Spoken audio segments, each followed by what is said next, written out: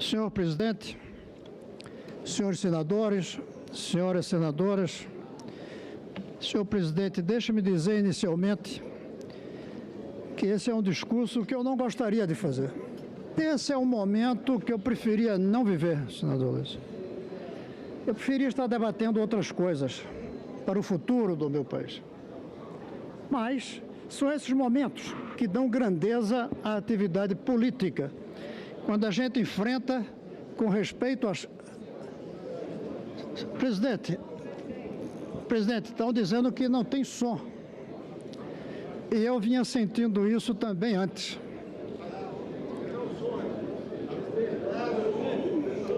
É que todos são convidados, mas é preciso ouvir o orador, não pode... Não tem som. O som dele está baixo. É com a palavra, Vossa Excelência, e eu recomendo a todos nós ouvirmos o orador. Melhorou o som? Continua ruim? Continua. Senhor presidente, eu dizia que este é um momento que a gente prefere não viver na política. Tem outras coisas, senador Moca, que gratificam muito mais. Mas, ao mesmo tempo, são esses momentos que engrandecem quando você toma a posição que é correta, necessária, embora incômoda. Eu lembrava, quando surgiu a hora de falar nesse discurso, minha primeira manifestação política foi cercando o palácio do governador Miguel Arraes para não deixar que ele fosse derrubado pelo golpe militar. Esse foi meu primeiro gesto. E, de repente, aqui estou eu, 50 anos depois, pouco mais, para discutir a necessidade ou não da destituição, do impeachment de uma presidente. Mas, senador Renan, por incrível que pareça, eu voto pela admissibilidade com a mesma convicção como fiz ao redor do palácio do governador Arraes, movimento para que ele não fosse derrubado. Ali, senador Luiz, caíram 2 colegas nossos, mortos, adolescentes. E hoje, senador Anastasia, por incrível que pareça, sem risco de balas, eu sinto riscos ainda maiores quando eu vejo a reação de forças que aí estão e que não querem aceitar a necessidade da admissibilidade desse processo de impeachment. Mas não fui eu que mudei. Foi a esquerda que envelheceu, não eu. A esquerda que está há 13 anos no poder e o que demonstra é um desapego à democracia, manipulando, cooptando, criando narrativas em vez de análises, com uma preferência pelo assistencialismo em vez de uma preferência pela transformação social, com um apego ao poder que consegue, inclusive, driblar a Constituição, fazendo com que o presidente Lula tenha 4 mandatos, 2 em seu nome e 2 em nome da presidente Dilma Rousseff. Com um vício de corrupção que nenhum de nós imaginava, com uma incompetência gerencial cujos resultados são nefastos e visíveis, com um aparelhamento do Estado e com um gosto por narrativas como essa de que o que estamos fazendo aqui, dentro de todo o rigor constitucional, é golpe. As consequências desses 13 anos estão aí. Basta olhar ao redor, basta ver o noticiário, basta nós participarmos da vida desse país. Tudo isso não justifica em si um golpe, porque não estamos no parlamentarismo. No parlamentarismo, o voto de confiança, de desconfiança passava aqui rápido, mas não basta. Só que, de repente, se percebe um processo de impeachment com base em crimes que foram, ou pelo menos há indícios, cometidos. Nós estamos aqui para discutir a abertura do impeachment. E eu não entendo como votar contra a admissibilidade. Votar contra a admissibilidade é ignorar que há indícios de não atendimento à lei orçamentária, que há evidências de que houve incorreção jurídica no governo federal ao editar decretos de contingenciamento sem autorização do Congresso. Há indicações de que houve relacionamento espúrio entre Banco Estatal e o Tesouro Nacional, em contradição que é explicitamente proibido pela Lei de Responsabilidade Fiscal e, ainda mais grave, com a finalidade de manipular resultados eleitorais. Há indícios de que os atos tratados na denúncia foram feitos de forma deliberada, sistemática, intencional, para melhorar os resultados do Tesouro em seu resultado primário, sem contrapor, sem mostrar, sem alertar os malefícios que isso traria certamente à sociedade brasileira. Esses pontos me levam a votar baseado em um argumento robusto pela admissibilidade da denúncia, acompanhando o voto do relator. Falta muito ainda para votarmos o impeachment ou não, mas quanto à admissibilidade, eu creio que o Brasil quer, o Brasil precisa. Este é um voto para que o Brasil seja passado a limpo. A presidente não nos deixou outro caminho. Não aceitou os alertas dos riscos econômicos feitos em discursos e artigos desde 2011, inclusive por mim, dessa tribuna. Não considerou o cuidadoso trabalho de audiência que fizemos em 2014 sobre a contabilidade criativa, mostrando já ali, senadora Marta, o crime de responsabilidade em execução desde o seu início. Isso está publicado, deputado Jungmann.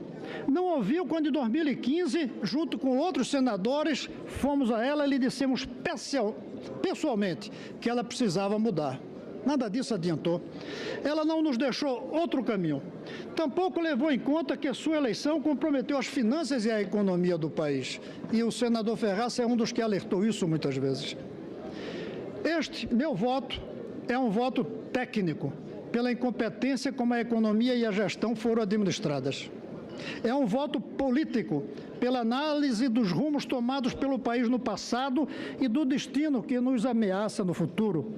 É um voto contra o estelionato eleitoral e a arrogância no exercício do poder no lugar daquilo que deveria ser diálogo. É um voto moral contra a corrupção generalizada, contra o saqueio da Petrobras e dos fundos de pensão. Mas é, sobretudo, para ficar restrito à Constituição, um voto jurídico pela abertura do julgamento de crimes de responsabilidade. O Brasil precisa sair da marcha da decadência em que está. A abertura do processo de impeachment pode ser o momento, durante 180 dias, para debatermos não apenas os crimes que a presidente temos indícios que cometeu, mas para debater nossa crise em toda a sua profundidade. E ontem o senador Tasso falava sobre isso. Não podemos ficar presos apenas a analisar crimes cometidos pela presidente atual. É preciso levar adiante a ideia do impeachment a todo o modelo social, político e econômico que rege o país nos dias de hoje. A esquerda, fora do governo, poderá usar esse tempo para refletir onde errou. Os brasileiros todos podem pensar onde todos nós erramos. Porque não fomos capazes de transformar um território rico em uma população sem divisões em uma nação rica, feliz, saudável? Por que não fizemos as reformas necessárias na política, no fisco, na educação? Por que não fortalecemos a democracia preferindo comprar parlamentares com mensalão e movimentos sociais com financiamento de projeto? Por que não realizamos as transformações sociais, estruturais, preferindo a assistência com propósitos generosos, mas também fisiológicos em troca de votos? Por que não pusemos o Estado a serviço do povo? Ao contrário, entregamos os órgãos públicos aos partidos, porteira fechada, os fundos de pensão aos grupos sindicais e até mesmo ao financiamento de carteiras de governos estrangeiros aliados. Os bancos estatais entregamos a negociatas visando o financiamento de campanhas eleitorais. Não investimos como se deveria na educação de base. Ainda criamos um falso slogan de pátria educadora. Sobretudo, não fizemos avançar a consciência popular. Fizemos consumidores, não cidadãos. Isso trouxe a este momento. Trouxe ao momento em que temos de fazer algo que eu creio que nenhum de nós deseja: avaliar, analisar, julgar e talvez fazer o impeachment. Nenhum deve querer isso, até porque é um fracasso de todos nós e não só da presidenta e seu governo. Erramos muito. Creio que o erro começou já quando fizemos a tal da reeleição e transformamos cada presidente, desde o seu primeiro dia, governador e prefeito, em candidato e não em estadista. O modelo se esgotou pelo excesso de gasto, pelo cansaço com slogans sem substância, como PAC, e pelos indícios de crimes descobertos pela Operação Lava Jato e consubstanciado do ponto de vista de responsabilidade por essa figura maravilhosa que é o doutor Hélio Bicudo. Há um clamor público contra o governo, mas há um sentimento profundo de que nosso modelo social, econômico e político se esgotou. A máquina pública está paralisada, em alguns casos destruída. Levará anos ou décadas para refazer. A corrupção está generalizada, levando ao clamor do povo por ver o partido que se elegeu como símbolo da ética, tendo agora seus dirigentes suspeitos e presos por corrupção. A pobreza persiste. E apesar de bons programas assistenciais, nenhuma reforma estrutural foi realizada para dar uma nova cara social ao Brasil. O governo atual, tanto quanto os anteriores, deixaram o Brasil em decadência educacional, científica e tecnológica em relação ao resto do mundo.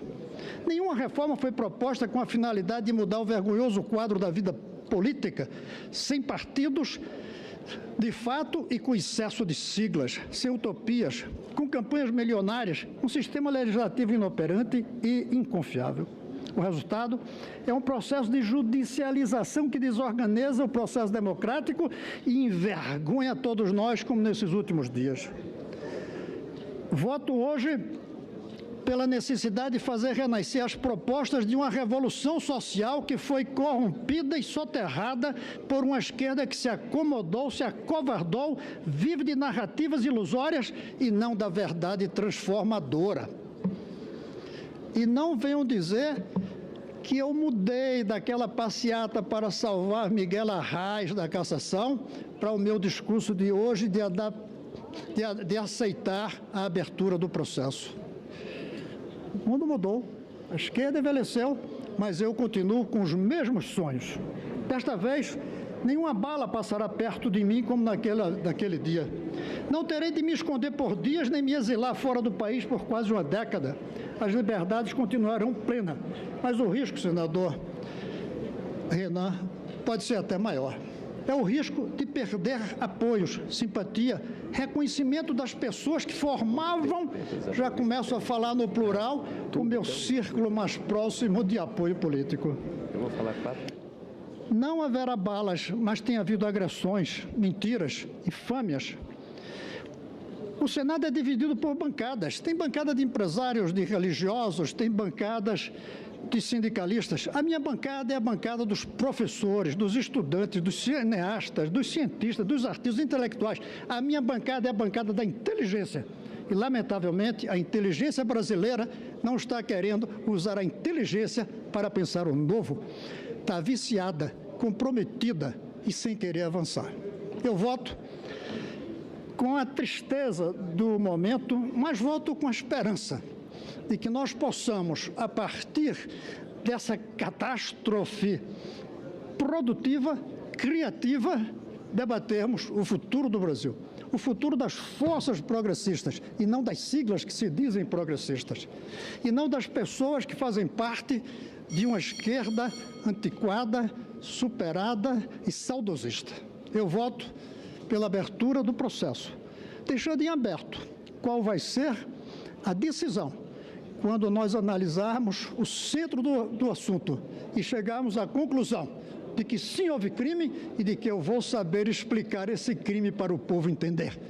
Porque se não formos capazes disso, de nenhuma maneira será golpe, está na Constituição. Mas se não explicarmos bem, vai ter um cheirinho de golpe. E isso não é bom para a democracia. Senador, hoje não é o fim de um processo, hoje é o começo. E eu vou continuar nele com a mesma responsabilidade de todos esses anos que a vida, por alguma circunstância, me levou à política. Era isso, senhor presidente.